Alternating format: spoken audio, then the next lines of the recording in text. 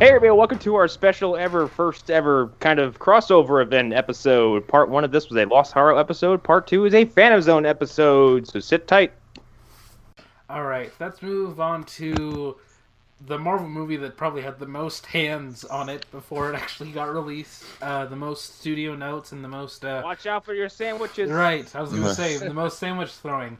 Spider-Man Homecoming. Third interpretation of Spider-Man. We should have mentioned that Spider-Man was introduced in Civil War, but whatever. We all knew that. And I feel like, I mean, I'm gonna get something out of the way right now. Yeah. I loved Homecoming, however, and I'm sure people feel this way. Yeah. Having to jump back into Spider-Man again, fresh, adversely affected my 100% enjoyment of this film, because I think I only loved it about 99%. And that 1% was like, if you hadn't fucked this up before, like, we wouldn't even have to be here. Right. Definitely. Which is weird, because I don't want Homecoming to not exist, but I also want Sony to just stop being Sony. Right. Yeah. Well, yeah. In that movie's defense, though, it didn't fall prey to what if Sony would have had their hands on that movie. Dude, completely, we would have watched Uncle Ben got shot for a third time. Okay? Exactly, exactly. And I think they did a very good job. I think they did a very good job of avoiding all of those pitfalls, including when Peter's explaining to Genki, I'm sorry, whatever his character's name is, that. How he gained his powers. He's like, I was bit by a spider. I don't know. It's dead. And that was it. That was all the more we got. Yeah. And I think that was the smartest thing they could have done, was be like, all right, you know his origin story. You've seen it 3 times already. Let's move on. And it's one of the best things I think that, well, they almost got away with it. Batman vs. Superman, that Batman, it's like, we don't have to watch his origin story, but you showed us anyway. Yep. Right. Yep. Yeah, we didn't have to see Uncle Ben try and punch a robber who was a tornado. But no, yeah, I don't know. This movie... So I have a similar problem with this movie that I have with Star Wars, actually, which is I don't care about Star Wars as a franchise. I'm kind of just like, all right, I'll watch these movies to be part of the cultural experience. To quote Eric from our CW review, like, I don't cherish Spider-Man and Star Wars like I guess I used to. Like, I let the enjoyment kind of just wash over me, and then I move on. Right. Yes, that's I very don't accurate. obsess over this. Yes. I really like Spider-Man, though. Oh, this Homecoming's fantastic. Yeah, it's good. It's good. Yeah, it is. Take away my personal feelings on it, like, it's fantastic. It's wonderful. It's such a fun little movie. Yeah, it's the exact opposite of Doctor Strange. It's like it has the most charismatic, nice guy as its character. Dude, Tom Holland He's is weaponized charisma. Okay. Yeah, exactly. It's impossible to not like him. Right. Like he's just the perfect image I can have about his character. That little man cross-dressed on was it Lip Sync Battle? Yes. And did He a stunning did Rihanna. performance that, like, when he came out, I was like, who is that? What? Oh my God, it's Tom Holland. Yeah. Yeah, Tom Holland's delightful. And I think and we were saying this before the movie even came out. I think he's the best Spider-Man we've ever had. Yeah. Yes. You mean because he actually acts like a kid? Yeah, he's he's a actually a good child. He has that like kind of wide-eyed like wonderment to him. Like, everything is awesome, cool, and exciting because he's a child, and all this is exciting. And like Tobey Maguire was like, I have abs. Wow. Yeah, I'm so surprised by this. 34-year-old man. Andrew Garfield's like, I'm a 28-year-old guy, but I'm in high school. I'm gonna go skateboard now because I'm really, really sad. Skateboarding montage to the 90s music. Yeah. Well, and the Tobey Maguire Peter Parker / Spider-Man also went from being in high school to all of a sudden he's like 27. Like, it was just somehow he jumped. Yeah. Well, like, and the whole intention behind Amazing Spider-Man was to have him be a high school student, and then like he immediately leaves high school, and like the next movie they're going to college. Yep. Bad. Yeah. Andrew Garfield was also legitimately 28 years old when he was playing Peter Parker. Yeah. He was almost 30. Jesus Christ. You're reminding me of this movie that I hate. So let's get back to and Homecoming. it's unfortunate, but you kind of have to like stack these up side by side now because like how it's the third Spider-Man movie series more or less in what, a decade and a half. Yeah. Yeah. So here's the thing. While I'm watching this, though, I don't care. I don't remember it. That's the thing. I was so wrapped up in this when I was watching. Mm-hmm. Yeah, it's like it's the moment you exit the theater that you're like, all right, this is the movie, and I had to think about how many Spider-Man movies there were before this because I really didn't remember. Isn't it 5? No, it's well, 6. This one There is were 6. Yeah. The 6th one. Yeah. Don't forget about Italian Spider-Man. Wait, hold on. We had 3. We had 3 Tobey Maguire Spider-Man movies. We had 2 Andrew Garfield. Yes. So this would be the 6th one. No, this would be This would be the 6th one. This would be. I'm sorry. You know what? I am bad at math. So, fucking Michael Keaton in this movie. Holy God. Made opening a door the most terrifying thing ever. Yes. Yeah. Yes. Yeah. Dude, I love the idea of a blue-collar supervillain. Mm-hmm. Yeah. Like, it's he's so just like, good. I'm trying to do my job here. And Ah! I love when Yeah. he accidentally kills not Tom Hardy. I love that so much. He's That- exactly the best villain Marvel has had Yes, until probably. that film. Like, Yeah. Well, and Well, that's because it's for a while Marvel had a problem with their villains because not just because they were kind of like not just because they were fucking Red Skull and just like I am going to take over the world. Oh, now I am dead. It was I because touched of the fact, like, cube that I know turns people into dust. Why did I do that? Yeah, to be his last words. Oh crap! Why did I touch it? It's the fact that like they treated him with respect and didn't fucking job him out at the end of the movie and just murder him. Yeah. Like his existence matters, and like now he's out there still. well. We also got more of a story with him. Mhm. Like it Yeah. wasn't just, hey, I'm a villain. Like Right. he didn't really become villainous until he absolutely had to because his way of life was going to Yeah. be disposed of. Yeah, and it makes it puts a different spin on like the Marvel villains because he effectively becomes a supervillain because Tony Stark fucks him. Yeah. Mhm. Yeah. like he's always right. Like he's stealing of the government and Tony Stark, like the richest dude that doesn't even notice. Like he's for him and his blue collar friends to make money. Like he's not even a villain. He's just kind of a bit of Like, a crook. Arguably, Yeah. the worst thing he does, I think the most sinister thing he does, is kill Proto Shocker. Yeah. Yeah. Yeah. And he's like, oh, it's the anti-gravity gun. Yeah. No, that one is. Ah, well, Yeah. shit. Well, and the whole collapsing what was it, a parking garage or a warehouse thing on Peter? Like that's like but the he's not worst like- thing that he does. But he's not like I'm gonna go shed innocent blood just for the sake of it. Mm-hmm. Yeah. Like Oh, fucking Yellow Jacket and Ant-Man is like, I'm crazy. He's just so I'm suddenly insane. in that last scene with Gargan or Mac Gargan, Yeah.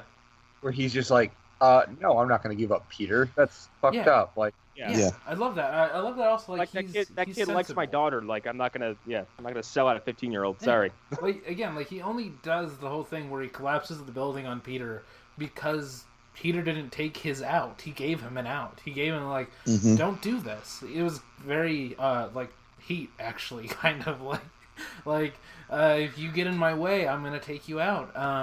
And yeah, like he's a very sensible villain. He's not just evil for the sake of being evil. He has a purpose, and you really side with him, which is what a lot of the villains in this phase sort of have. The best of them, at Mhm. least. I also want to spend a minute because we haven't really taken the time to talk about this because it hasn't really been relevant. But like, the design of Vulture in this movie is something that needs to be said because they took what is either like a really silly looking villain if it's old man Vulture, or this, when he's de-aged, he still looks kind of weird. And they made it very contemporary and like just through subtle design choices, made it make a whole lot more sense. But he also like clearly he has military experience. Yeah, and he could have just been Falcon, but evil. Like that could have been it, and that could have been the end of it. But they made him something more interesting than that. But like Falcon, he has flight experience, like actual real flight experience. Yeah. So it makes him credible almost immediately. I do. Well, his design is really neat because, like, even the wings are he's like made of like parts from a helicarrier. You can tell. Yeah. Yeah, well, that's the thing I think that makes his costume, his supervillain suit, whatever, so interesting is that you can see that it's kind of patched together from whatever he's been able to get his hands on. He's not just this crazy uniform or whatever outfit that most of the supervillains just have out of nowhere. Right. Yeah, like again, not to bring this up, but like why did Rhino have a mech? Yeah. Why did he have a fucking mobile suit? Yeah. Because the plot called for it. They read it on a script, and they were like, "Oh, he has to have a mech." Okay. That turns into a rhino. That's actually from Ultimate Spider-Man. Right, but yeah. It still doesn't work. Like no, it doesn't. No. Yeah, I think the one thing I really want to mention, and the reason why this movie works so well, is that it feels so believable. All the teens, especially like. Zendaya and Liz and Ned, and even that the douchebag Flash. Yeah. Flash Thompson. They're all giving great performances. They're all like feel so believable, and I think like it just makes that high school vibe. I'm also glad that I'm not remembering his name. But the actor who plays Flash Thompson is Zira Mustafa from Grand Budapest Hotel. Oh, he is! Holy crap! Kid to get so much more work because he's so good. Yeah. He's amazing. Yeah, he's also really good in Dope.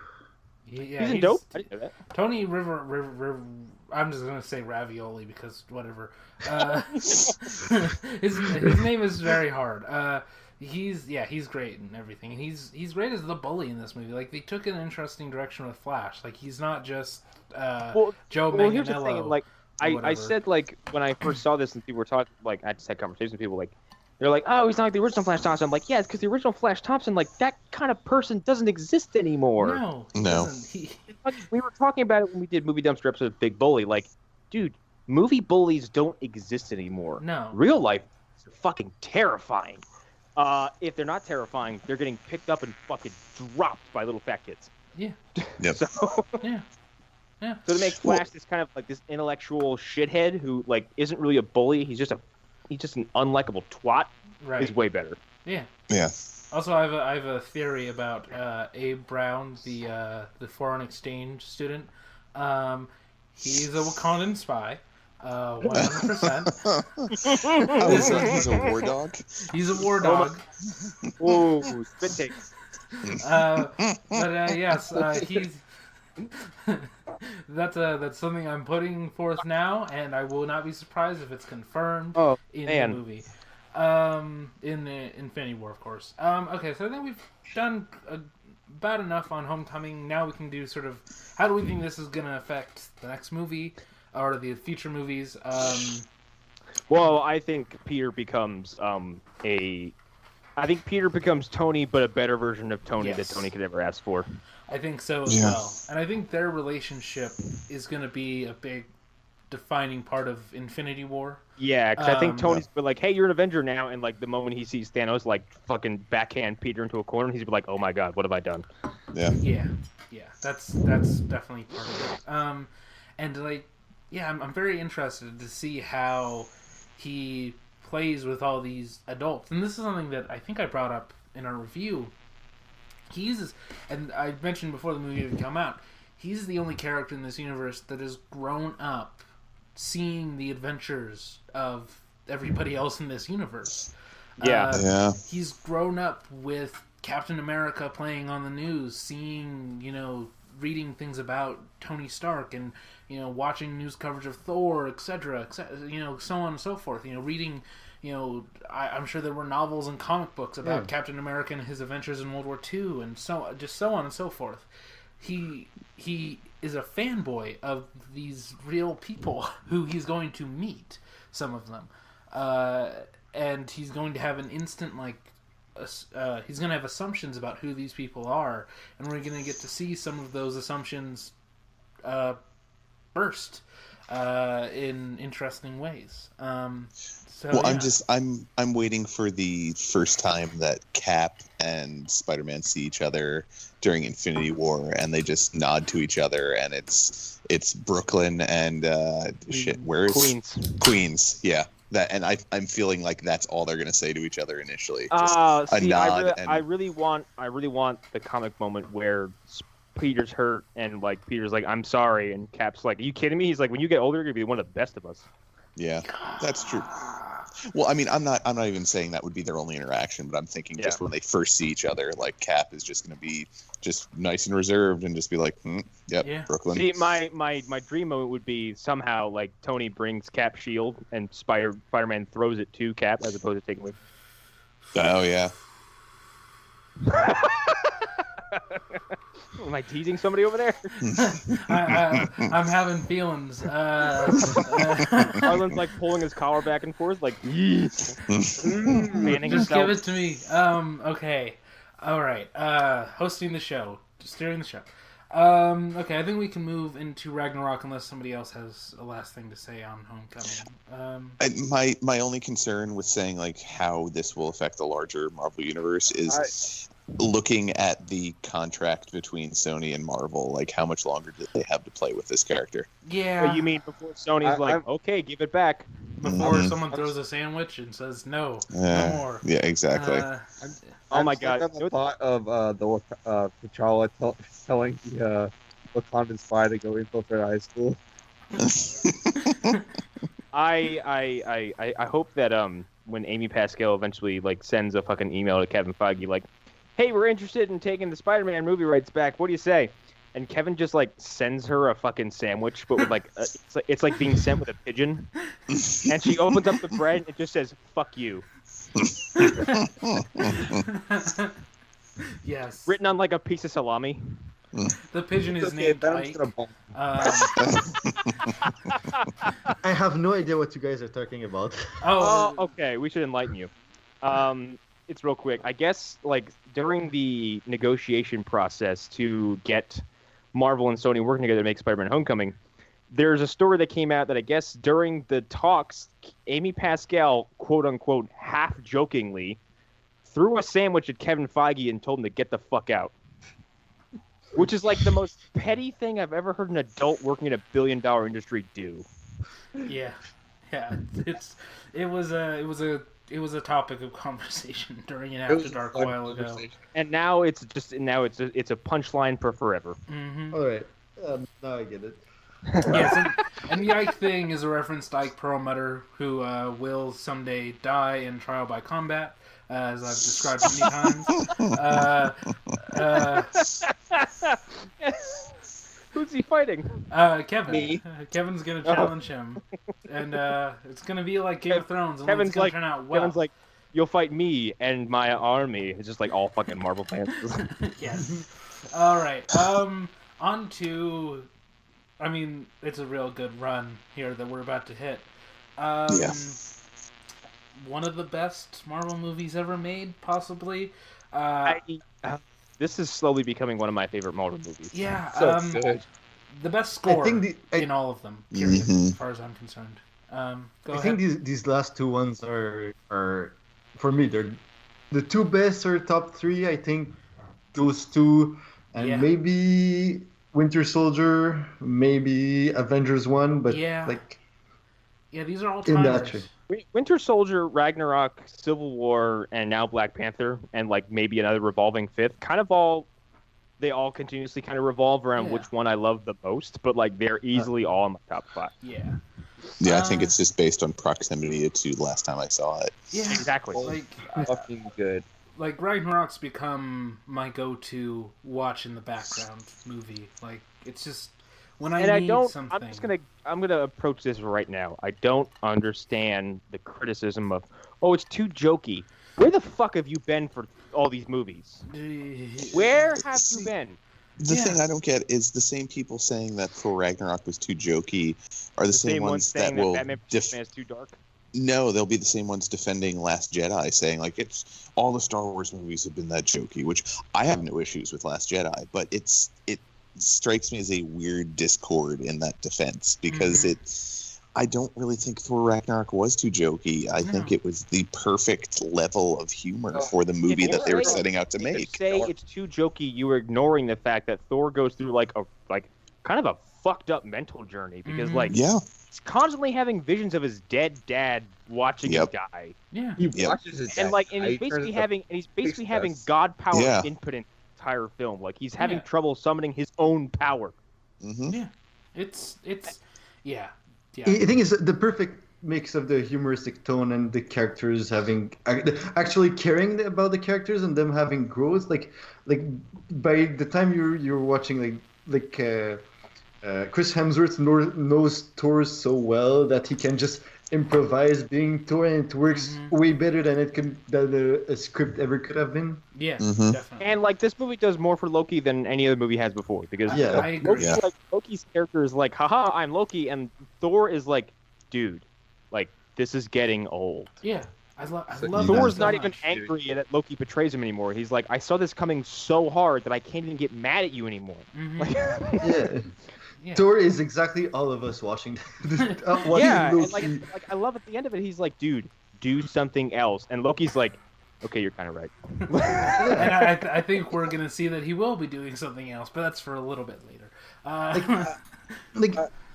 Contrarily to, it's really jokey, but everything in this film makes sense.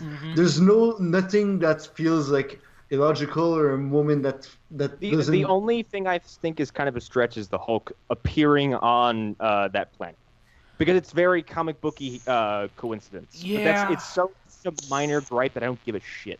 Well, that's tied more into. I don't know. That's just a setting or a story. I that's not like a character inconsistency for me. I don't even think about that. That's just how it is. Well, the larger issue with that too is that that's part of the Paramount has the rights to the Hulk, if I remember correctly. And they wanted to do the World War Hulk storyline, and that was the only way they could fit it in was by shoehorning it into a Thor film. Yeah. Yep. Or Planet Hulk, sorry. Right. Yes. I have no problems with this movie. Like, I don't care. No. I don't think the tone is off. I don't think that there's a single. Where the acting is off, really. If you want to have the best jokes in the MCU, I think that's because you brought in like an actual Taika, like I said before, Taika Waititi's comedy. There's nothing like it. No. I don't know how. If anybody's seen What We Do in the Shadows, you get that immediately because it's funny. It's so fucking good. One of the scenes that kills me the most is like the fucking shame procession. And they're like, now we must give you the ceremony of shame, and it just cuts to them outside going, shame, shame, shame, shame. Walking in a circle, just pointing at the dude. It's so good. But all the side characters are fantastic. Yeah. Damn it, Carl Urban's character. Carl Urban is Scourge. He's great. Scourge is he came in as this total cornball lackey and has one of the most captivating stories in the movie because Carl Urban shows you with his eyes how uncomfortable he is with Hela as time progresses. Yeah. He's like, man, I want this, but I don't want it like this. And here's the thing. So if I do have a problem with this movie, and I don't really, it's that the Thor scenes are so good that every single time we cut away to what Hela is doing, I get not bored, but I'm like, can we get back to the Thor stuff? Can we get back to... On the other hand, Hela's so cool. Everything about her presentation is awesome. Yeah, Hela is how you do those shitty Marvel villains that have no personality. You just put Kate Blanchett in the role and let her go loose, and then you get something that works. I wish they would have done that with Mads Mikkelsen or Christopher Eccleston or all those shitty villains that we don't remember at all. Yeah. And it's a testament to this movie because last time I watched it was with my roommates and my friend Linda. My friend Linda likes nerdy stuff, but she has a very passing knowledge of it. And she sat down, she knew Thor from Avengers. Didn't watch Thor 1, didn't watch Dark World. Don't blame her. They're bad, but they're not that special. And, about halfway through, she was like, this is really good. She was in 100%. And like as soon as she watched Hella do that thing where she pushes her hair back and has the antlers, she's like, "Bitch, I want that." I love it so much. I love it. I think it's literally for the moment it's the only Marvel film I've liked more watching the second time at home than in the theaters because it you don't even need the theater enhancing, making the action more fun. Oh shit! My roommate wants to get it in 4K. Like he doesn't really buy a lot of movies, but he wants it in 4K. Yeah, and just it's a fucking great movie. And just I really I think we glazed over it when we did the review on Phantom Zone. The score of this movie, it's so good. It's so good. I mean, the 80s synthesizer powerhouse score that just made my ears just tremble the entire time. It also makes the immigrant song cool for the first time in like a decade. Well, it makes it cool again. It's a song that's been overused a lot, and they made it fresh again. And they used it twice. School of Rock was cool. The fact that it took this long to actually use Led Zeppelin in a Thor movie is kind of ridiculous to me. Yeah, but I'm glad that they waited. I'm glad that and I think both like its uses in the movie are kind of interesting because like the first sequence they use it in is Thor just being fucking Thor, hammer, throwing everything, just being old Thor. And the second time it's used, it's the most overpowered I have ever seen a Marvel character yet. Yes, because he goes in and like even if he doesn't beat Hela, like he pulls a Raiden. Like, he comes in, and if you watch that scene a few times over, he's doing ridiculous things. Like when he jumps through the air, I think the second time, there's lightning bolts happening around him. They're striking people who are approaching him. He's not even looking. He's just like... He's not looking at people, and he's destroying them. He's entering like a lightning flow, and he's one with the lightning. Like that's awesome. That like 2 minutes or 2.5, 4 minutes or whatever of that action sequence of him doing that while Fenrir. And then Valkyrie is Valkyrieing it up like just I love it. I love it so much. The only valid criticism but the only criticism I've heard about this movie that I'm a bit in agreement for is that you had a chance of having a giant wolf fighting Idris Elba with a sword and you didn't take it. That's true. There should have been there should have been like a little before fight and then Hulk comes in. And that's my thing. Like everyone, there's no shortage of stuff to do for everybody. Shit. What is? God damn it! Idris Elba's character's name. Why do I do this every episode?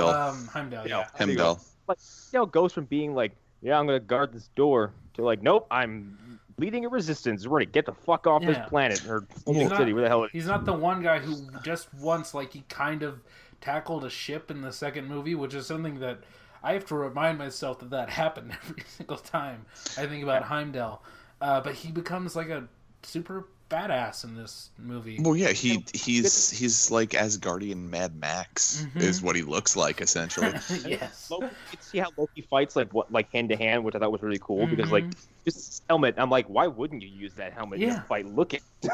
It's like two giant claws. Like, that totally works.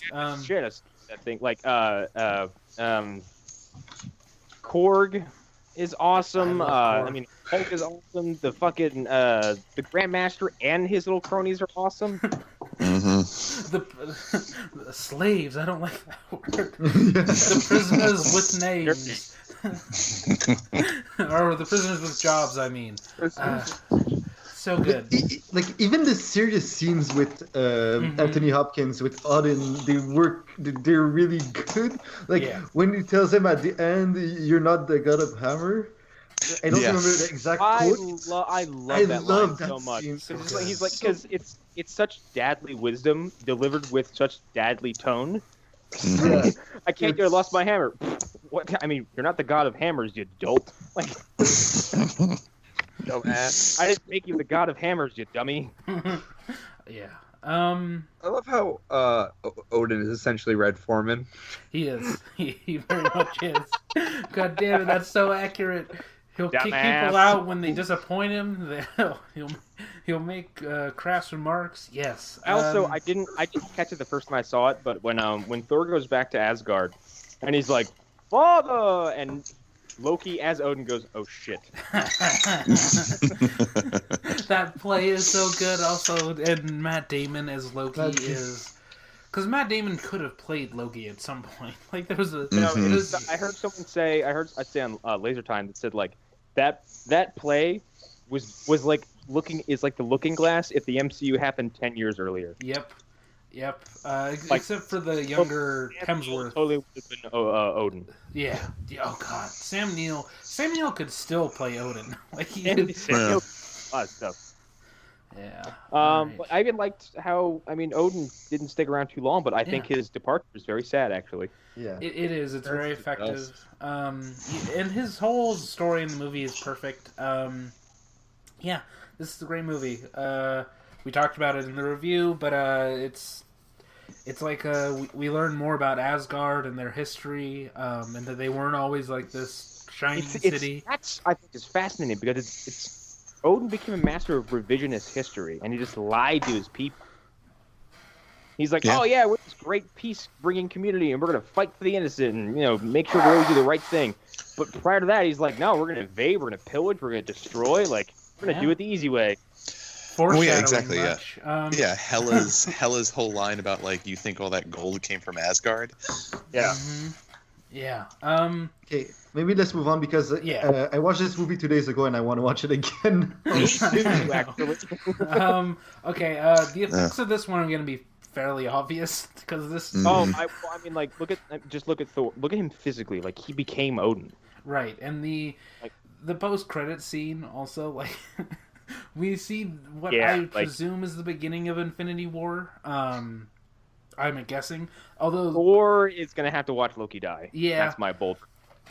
But they've taken to doing not flashbacks, but cold opens lately. Yeah. Ragnarok is the exception, actually, as far as this phase is concerned, because they all have cold opens that are set earlier in time. I don't think they're gonna kill Loki for the sole reason that women that love Marvel movies love Loki. Like I know that, but he's the one character that could die and they lose a portion of the audience, the biggest portion of the audience. Probably, more than if they kill the female character. Actually, if like even Steve Rogers or Tony Stark died, who's gonna stop watching these films? No, I think the thing is like Loki has created a Daryl Dixon effect where he is essentially a golden goose. But I think his death would mean more than someone like Daryl would, because if Daryl doesn't Walking Dead, it's because, well, we need a strong finale. And we don't care about the effect that this will have later on. Yeah, we're going to forget about it in 2 seasons. If Loki dies in Infinity War, it's going to break everybody's heart. It will. And I think that's what they're after. Yeah. And I don't know. I'm still bothered by that ending overall. Like, so wait, Thor saved all of his people, and then you're just going to blow them all up? Okay. And see, Screen Rant had a prediction that in exchange for saving the Asgardians, Loki is going to give the Tesseract to Thanos, but basically as a form of punishment, Thanos is going to make Thor watch him kill Loki. Yeah. I could see that. I can see Thor trying to fight Thanos, being sent into space, and then Loki just giving the Tesseract. Yeah. And them just staying like basically what you're getting at, like Thor tries to fight Thanos, gets his ass handed to him and sucked out into space, and Loki's like, save my people, here's the Tesseract. Yeah. I could see that happening. And then you don't see Loki or the Asgardians for the rest of the film. I would be which is actually really fine. That's okay. Yeah.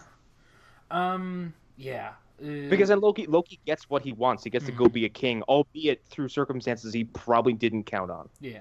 And probably didn't want. Yeah, and then Thor 4 is about Thor getting the Asgardians to Earth. Definitely. And I think what we're gonna see is that if there's sort of a last minute person who comes in and saves the day in Infinity War, it's Loki. Well, it's him or it's Thor. Like it's Thor showing up and sort of. Well, I think Thor's going to arrive with the other half of the Guardians team towards the end as kind of a backup. Yeah, that's what it looks like, at least. It looks like him and Rocket and Groot are sort of off on their own, and I wouldn't be surprised if they bring other characters with them. when they do Holy show shit, up. if Sylvester Stallone shows up. Oh god, that would be so good. Oh god, that would be so good. They bring the fucking Ravagers. Yes, if he does. Here's the thing: if he brings an entire Ravager horde with him, Thanos could be like, "Ah, shit, fuck this." Yeah, that would be cool because the Ravagers did That's save the the day in world? the first Guardians. So Yeah. and that was just Yondu's Ravagers. That wasn't all the Ravagers, as we learned. Yeah. Yeah. So yeah, that could be something. I guess first off, Eric Fedorchuk, I guess you have to sign off for the night. So Yeah, I thank you do. for I do, joining us gentlemen. up until Yeah, this point. I wish I could stay for the rest of it, but unfortunately I have to be up at 5 something in the morning. So It's my Friday. yeah. All right. Well, enjoy the rest of the talk, gentlemen. And Doctor Strange wasn't nearly as bad as you guys make it out. God damn you! God. Oh, he hung up. Yes. Oh my god, he left before he left middle rebuttal. Oh wow. Okay. Okay. Let's I'm give not him that. I'm gonna take note of that. Yeah. Let's give him that and move on to another movie we can all agree on is Incredible. Yeah. Yeah, it's still in theaters, guys. It's still. Yeah, it's we gonna be. can all it's gonna go be watch it again right it's gonna now. be in theaters by the time Right. it hits, and still be in Like- theaters by the time it lands on DVD. Yeah, I'm thinking of going like next week just because I want to watch it again before Infinity War, and it's the only way I can. Yeah, like if it's still there next week and I have the time, I will watch this again right before because I really wish I had a movie pass just to go see it. Oh well, I do. Well, and my thing is, I'm stuck because, like, A Quiet Place is currently out, and like, Mhm. I gotta go. And, but do we spend time saying how much we all love Black Panther? Because literally all of us were on the same Phantom Zone yeah, episode we talking were about we Black were Panther. all on that episode. So if you want an extended talk about that, go listen to that. Is there any in the last 2 months though? Is there anything that we didn't get to talk about on that episode that you want to bring up? I guess. Not for me personally, no. I think I don't really remember if we talked about it, but I think going back on and thinking about more about it, the one thing I think that sucks the most is that Killmonger dies, Yeah. and Killmonger doesn't get to be a villain that stays because he's the one that like going back to this movie, he's the one that feels the most. The villain that feels the most righteous, and I wish his influence stayed on the character of Black Panther the most. Yeah. Now, I agree with now that. if they could pull off a Arkham Knight Joker effect with T'Challa, Ooh. Yeah. That with could be Killmonger, something. I wouldn't mind that. Where like he's such a profound effect on T'Challa, like every now and then he kind of sees him and hears him. Mm-hmm. And I had a similar feeling back when we watched it actually about Andy Serkis. That's my biggest letdown about Black Panther Yeah. because like introduce Andy Serkis with a bang in Ultron, and then you're like, oh, they drop Wakanda. You're like, oh, it's gonna be a big deal, and then he just Yeah. kind of like unceremoniously dropped out of the film. Yeah, and he doesn't even But get to be a full villain necessarily. But I think he plays just the big enough part that I love him, and more of him I like at some. I think he's just there enough that we love those scenes with him, and then. Yeah. More I of agree with that. that. Maybe it's better, maybe it's worse, but I Mhm. think he's there the perfect amount. And I do have the feeling, though, that I've had more time to think about this. He's an older man. This Ulysses Claw. Okay. He's a much older man. There's no reason he couldn't have a son, played by Toby Kebbell. Because anybody who knows the behind the scenes of them, they are basically father and son of the visual effects motion capture world. Toby Kebbell was his student. He played Koba. So if there's anybody you're gonna cast as Claw's son, Toby Kebbell's probably the best choice. That's the only choice. And it's just a great. That's a great pick. So yeah, like that's something that I'm like, that's my sort of feeling on that. I guess as time has gone on, I do agree with the Killmonger thing though. Like him continuing. Like I wanted a trilogy where Killmonger radicalizes Chala, and Chala gives more sense to Killmonger, and it ends with them being on the same page and them really trying to change the world in a way that matters. That's not like building a school. Right, they reach sort of an equilibrium. Not a reference to that film, Connor. Not a reference. I know that you're thinking about it, though. Hey, MovieDumpsterPodcast.com. I kind of agree with that. I do think, though, that, the potential to have other black actors play other great villains is there now. And I think that that's something that they're going to explore.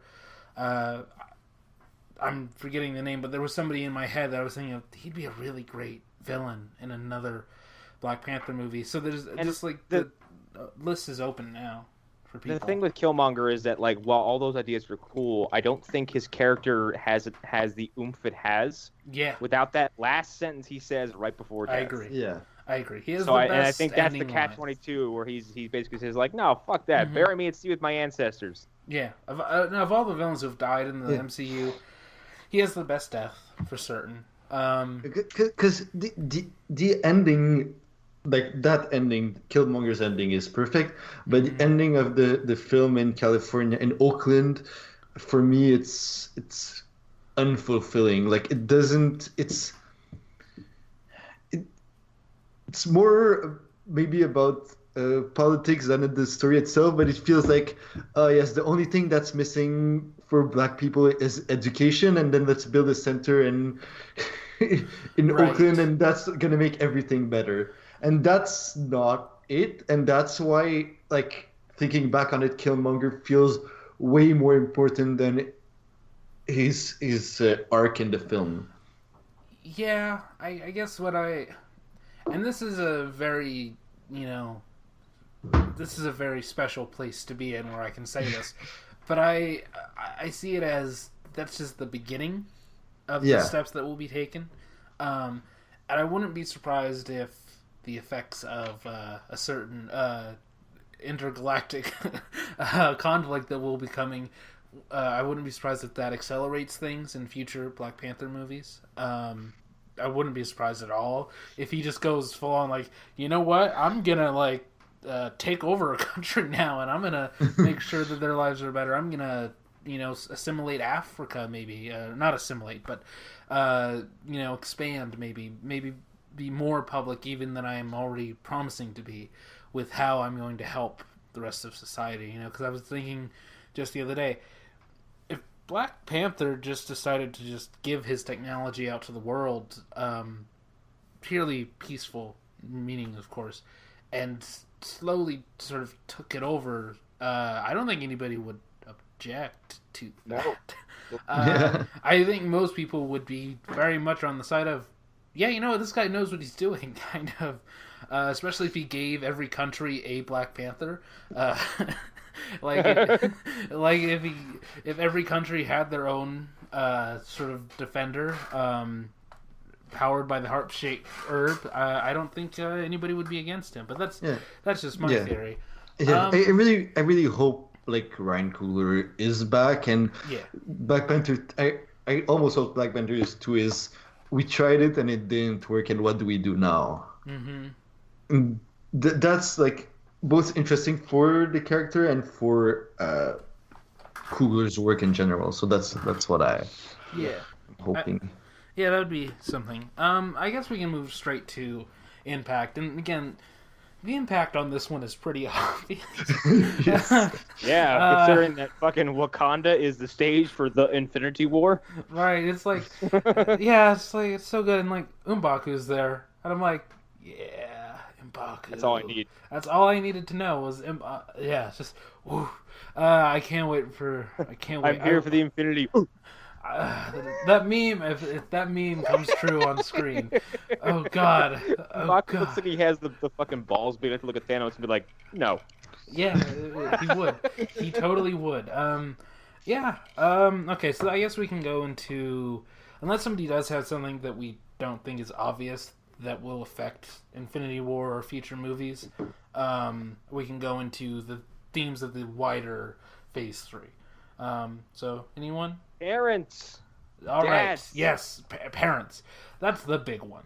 Parents are in all of these, from Tony Stark's dad to the Ancient One, who I consider sort of a parent figure for all of the people that she trains. Tony being a dad to Peter, fucking Yes. Peter Quill meeting his dad. Yes. Thor having to watch his dad die and how he deals with it. And learning more about his father's history. Becoming his dad. T'Challa finding out that his dad isn't quite the honorable man that he thought he was. Yeah. It's throughout all these movies, and it's deeper than that. You know, Phase 2, Gamora is very angry at her father. She hates him with a passion. That's why she leaves his ranks. And you know, even go back to Iron Man 2. Tony's entire arc in that movie, if there's one, it's about him and his father and how he thinks his father never loved him. So yeah, parents are throughout the MCU, but this phase they really just focus down on like parents and how they screw you up and how they lie to you. I guess like that's it's kind of the Santa Claus problem, I guess. At the same time, like a lot of it is like also like finding your place in the world, like your own. I think one of the biggest parts of that is Bucky. Because Bucky is more or less he's a man without a country, first of all. The whole world hates him. He has done lots of horrible things, doesn't really feel like he belongs anywhere. And, like, of all places, like, fucking Wakanda accepts him and helps him. Yeah. And as far as resounding effects goes, like he's basically, as far as Infinity War goes, he looks like he's being poised to be a major part of the Wakandan army. Yeah, he does. With his luscious look at his fucking hair in the Infinity War trailer. It's so good. It is ridiculous. I wouldn't be surprised if he gets a L'Oreal sponsorship because Jesus Christ. Like, you all joke that I was Bucky for a while. I can never hope to achieve what he's got going on right now.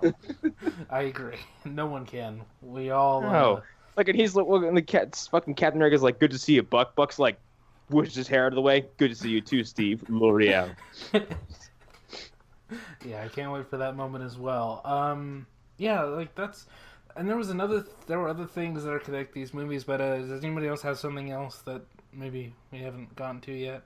We got a lot of Infinity Stone stuff, I guess, kind of. The one thing I want to talk about character-wise is, like, these movies are work so well to position the characters exactly where you want them to be just before Infinity War. Yeah. Like, everyone's, Thor, Black Panther, Spider-Man, and Doctor Strange, their starting point and their ending point, like, different. There's different quality of the in between, but I think that ending point is like, oh yeah, I'm ready to see this character in Infinity War. Right. Yeah, like the Guardians really cement themselves as a team at the end of Volume 2. Yeah. And since there's 4 years in between them, they'll have even more time to figure themselves out and, you know, have sort of a way that they do things, I guess. So yeah, like there's that, and, you know, Doctor Strange by the end of Thor, he's the Doctor Strange that you would want in that situation. And he looks like he will be formidable as an ally. T'Challa is in the best position he can be in right now. Like, he is ready to lead if he needs to, and he has an entire tribe of Wakanda on his side that he didn't have before. He's forged a new sort of alliance with a group that hated him for a very long time. You know, just all these different things have happened. So yeah, like, these characters are in a much better place to deal with this, except for sort of the main legacy cast, I guess. You know, the real legacy characters are maybe in the worst position that they can be in, but it really makes a case for these new characters stepping up and doing something helpful. Yeah, like, it really feels like Tony and Steve's story are ending. Like this is the end. Like there's nothing beyond that. I don't know if they're gonna die or not. I don't think if they're gonna do cameos in the future. Who knows? But like, it feels like their end, and these two characters that are all like a lot more powerful than Iron Man and Captain America. Yeah. Like mostly, I think like Doctor Strange and Thor and. Like Thor feels like a new character, He does. even though we've seen him in like 4 movies. Yeah, It's like it's. I wasn't as excited as I'm now before rewatching like most of these films, and I think now I'm like, oh yeah, Civil War is but not Civil War, but Infinity War is gonna be a good movie. Yeah, it'll be a culmination of everything that we've sort of built up to. And that's something I'm more and more excited about the more I think about it. Seeing all these things resolve themselves and seeing these arcs that, I mean, we've been paying attention to for 10 years now. We've been waiting for this for so long, and it's really interesting to see, you know, all these combinations and all these characters. You know, and people have said this many times, but, you know, there's like a 4-minute featurette that was released today, and it was like chronicling the history of the MCU, and I like teared up a little bit because they have footage of Jon Favreau being like, I don't know if this movie's gonna do well. I don't know if this will be fine. I don't know if this will just be a passing thing. I don't know if people are gonna like it or not. And it's crazy how far things have come. So yeah, I guess that's our Phase 3 wrap up. Infinity War pre-show, pre-game or whatever. So yeah, I think this is a good place to wrap up. Unless anybody has final thoughts. Wait, was Hunter trying to get something out there? I want to say I am excited for all of this to like culminate, but I'm also way more excited to see where we're going next with this. That's a good place to sort of, I guess, go with is like, what is next? I guess. What can they possibly do? Like, I don't know. I really don't know. I've always thought that, you know. After, because I know Avengers 4 is coming sooner than later. Yes. After Avengers 4, this probably isn't in the books, but like, I would kind of like to see the MCU take a small break, just so when it comes back, I miss it all that much more. There's never going to be. No, there's not going to be a break. I know, and it's fine. Like I accept it. Yeah. But the other thing is, I kind of want to send a message the other way. It's like people who are like, I'm so sick of superhero movies. Blah blah blah blah blah blah blah. A, don't watch them. B, get used to them. Right. They're not going anywhere. They're not going anywhere for a long time, and Marvel has really made sure of that. Yeah. So get comfy watching everything else, and just this is going to happen with or without you. Mm-hmm. This is now a monster that you can't stop. Mm-hmm. It's been a decade, like a decade, like it's crazy. The MCU has done more in 10 years than Star Wars has in 30. Yeah. Yep. Like I can remember 10 years ago going into a theater, seeing the trailers for Tropic Thunder before Iron Man, because that's the thing that they did. Tropic Thunder is 10 years old. That's also another thing that's crazy. Oh. Happy birthday, I guess. Yeah. I you know who I am. This motherfucker's dead. When Ben Stiller licks the head. Whoa, out of context. But yeah. Okay. Yeah, I don't know where they're going. I know that they've said that they want space. They want to go into space. That's the main thing. Hell yeah, I'm down. I'm very hopeful for Captain Marvel. Yes, I am too. Early next year. Me too, and you want to know why? Because Nick Fury and Agent Coulson are going to be on the fucking big screen together again. Yeah, one of them's going to have a mullet. I guarantee it. I know they will. It's probably going to be Coulson. Better be Coulson. Actually, knowing Samuel L. Jackson, it's going to be him. I would love it so much. Okay. Yeah, I guess this is a good place to end. Marvel Phase 3 wrap up. That was a good show, guys. I guess Probably the best one you've ever done. Yeah. You're welcome. We'll start with probably. And yes, I think the Truffaut episode wasn't far. But... No. Yeah, so this one will be a full crossover because it will be on both feeds because we went 2 hours as I suspected.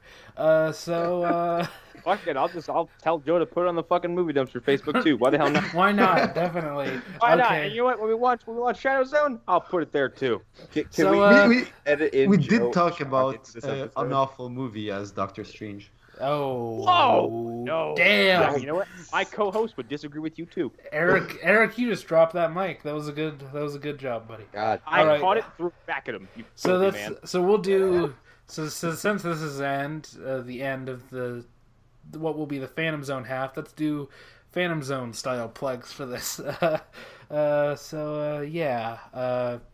Connor, do you want to start? Yeah, sure. Look out for a new episode coming out of Movie Dumpster. It's The Runestone. It's a pretty weird movie where some dickhole archaeologist brings back a runestone and turns into the werewolf to turn into the wolf god Fenrir, which is very similar to what we talked about with Thor Ragnarok. It's kind of fun, actually. I didn't hate it as much as we hated other things. Another episode's out right now is Big Bully with Tom Arnold and Rick Moranis. That's a weird fucking movie that I'm sure was much darker than it was. And our next movie is going to be Frankenstein's Army from 2013, which is by Richard Rapport. It's got a pretty interesting story behind it. But yeah, MovieDumpsterPodcast.com. We're still rocking and rolling. Harrow and all the places. You'll know me.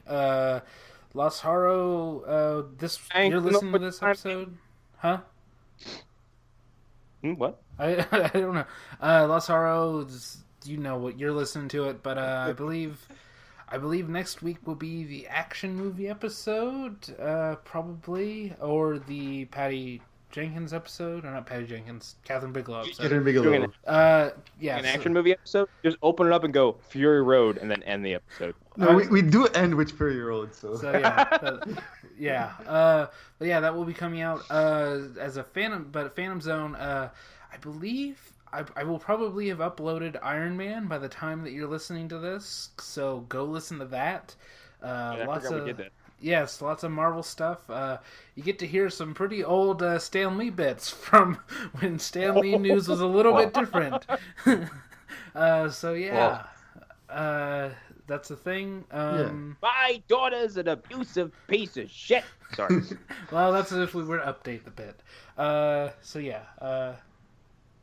I'll just say I'm at Sayour on Twitter. Follow me there. And if you're listening on the Phantom Zone podcast, go back and listen to our Rocky episodes. I think they're very fun.